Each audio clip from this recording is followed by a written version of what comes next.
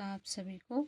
तो आज की कक्षा में यूपीटीटी के विद्यार्थियों के लिए जो उच्चारण स्थान है सूत्र के साथ, जो कि बहुत इजीली याद हो जाते हैं और फिर कभी नहीं भूलते हैं, इसलिए सूत्र के साथ उच्चारण स्थान लाई हूँ। तो सबसे पहला जो सूत्र है वो है अकुह विसर्जनीयानाम कंठा। दूसरा सूत्र है इचु यशानाम तालु। तीसरा सूत्र है ऋतु अषाढ़म मूर्धा। चौथा सूत्र है लितु रसानाम दंतः। पांचवा सूत्र है उपपद मानीयानामौष्ठौ। तो अब आइए इसके कैसे वर्णों में इसको भाग सकते हैं। तो आपको सिर्फ ये 5 सूत्र याद करने हैं और कोई सा भी उच्चारण स्थान पूछ लिया जाए कि आ कौन से कहाँ से लिया गया है, कंठ से, तालु से, मूर्धा से, दंत से या ओष्ठ से, तो आप आंख बंद करके लगा दोगी। तो आइए देखते हैं। तो सबसे पहले देखिए अकुह विसर्जनीयानाम कंठा। आ लगा हुआ है यानी कि कंठा। कंठा यानी कि कंठ में कौन कौन से वर्ण आते हैं? अकुह यानी कि आ लगा हुआ है तो आ गया। कु यानी कि कावड़। कावड़ का खा गा घा गा। उसके हा तो हा यानी कि हा। विसर्ज विसर्ज यानी कि विसर्ग। ठीक है। तो आ यानी कि आ कु यानी कि कावर्ग, हा यानी कि हा और विसर्जनीय यानी कि विसर्ग। तो इतने वर्ण किस में आते हैं? कंठा, कंठ में आते हैं। हो गया याद। उसके बाद आता है आपका इचु यशानाम तालु। तो ई यानी कि ई।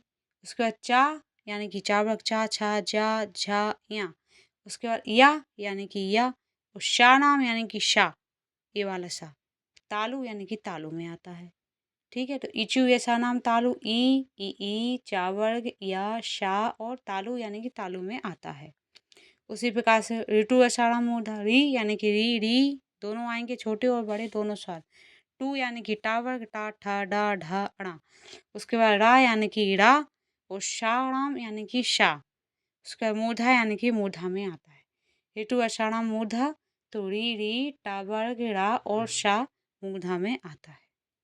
उसी प्रकार से आता है आपका लितु रसानाम दंता। लिरी यानी कि लिरी। तू यानी कि तावर्ग ता था दा धा ना। लसानाम यानी कि ला। सा नाम यानी कि सा। तो इस दंता यानी कि दंत में आते हैं। तो लिरी तावर्ग ला सा दंत में आते हैं। उसी प्रकार से उपपद मानिया ना मोष्ठौ यानी कि उ यानी कि उ पू यानी कि पावर्ग पा फा बा भा मा। पद मानियानाम ओष्ठौ यानी कि ओष्ठ में आते हैं। ठीक है। तो उ और पावर्ग ओष्ठ में आते हैं। तो इतना याद हो गया। ये अकुह विसर्जनीयानाम कंठः इचु यशानाम तालु इटु यशानाम मूर्धा लितु यशानाम दंता उपपदमानियानाम मोष्ठौ। इन सूत्रों के आधार पर बहुत ही इजीली आपको ये याद हो जाते हैं। उसके बाद आते हैं संयुक्त उच्चारण स्थान। तो संयुक्त उच्चारण स्थान में क्या होता है? जो संयुक्त वर्ण है, जैसे कि ई आई मिलकर के कंठ और तालु से बनता है। ओ औ मिलकर के कंठ और ओष्ठ से बनता है। उसी प्रकार से हुआ मिलकर के दंत और ओष्ठ से बनता है। तो ई आई कैसे बनता है? जब ई या ई के बाद कोई स्वर आ जाता है तो ई बन जाता है ना। तो इस प्रकार से ई कैसे इचु या शानाम तालु तालु से बनता है। और आ गया जैसे, आ कैसे बनता है? कंठ से। इसी प्रकार से कंठ तालु से बन गया। ठीक है। तो उसी प्रकार से देखो एदय तो कंठ तालु, एदय यानी कि ए आए तो कंठ तालु यानी कंठ तालु से है। ओदौ तो कंठोष्ठम यानी कि ओ आओ कंठोष्ठ से है। वकारस्य दंतोष्ठम, वकार यानी कि हुआ दंतोष्ठ से है। अनुस्वारस्य नासिका, अनुस्वार नासिका से लिया गया है। तो इस प्रकार से आपके सूत्रों के द्वारा बहुत ही आसानी से आपको याद हो जाता है। दही तो कंठ तालु यानी ये आए कंठ तालु से है। ओदौ तो कंठ ओष्ठम तो ओदौ ओ आओ कंठोष्ठ से है। वकारस यानी कि दंतोष्ठ से है। अनुस्वारस नासिका यानी कि नासिका से है। तो इस प्रकार से याद रखने की ट्रिक क्या है? तो वही है, सूत्र से ज़्यादा जल्दी याद हो जाता है। वो सूत्र से नहीं करना है तो सूत्र के आगे आ कु हा यानी कि आ कावर खा।